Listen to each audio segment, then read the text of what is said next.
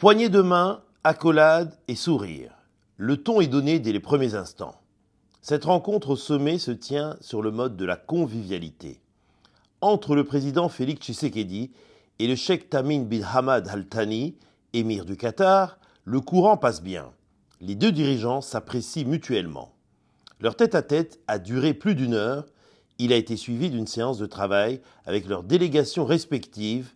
L'objectif était clair, faire le point sur les accords passés signés entre la RDC et le Qatar pour enfin les rendre concrets.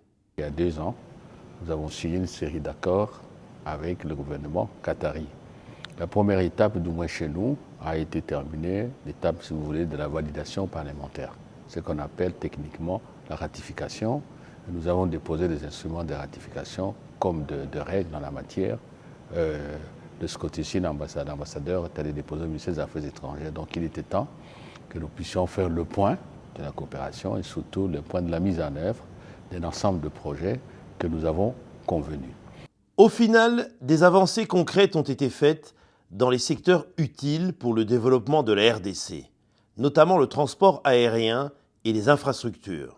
La convention que nous avons signée accordant le droit de trafic à Qatar Airways, nous avons souhaité que d'ici au plus tard au mois de juin, que cette convention soit déjà en application et mon collègue a promis que dans les jours à venir, ils vont donner des précisions en termes de calendrier.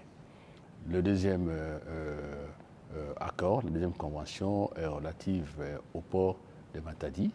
Et là, il y avait une série de formalités, d'actes de suivi qui devaient être accomplis. De notre côté, tout a été fait et je pense que avant, en tout cas la fin de l'année, le travail va commencer pour la modernisation du port de Matadi. Là aussi c'est clair, l'argent est là.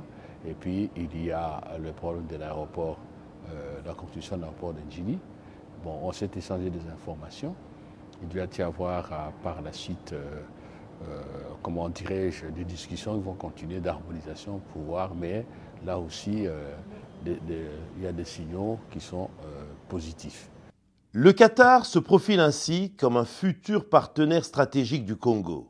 Voilà pourquoi le chef de l'État a décidé il y a un peu plus d'1 an d'y installer une représentation diplomatique qui vient d'inaugurer son ambassade flambant neuve.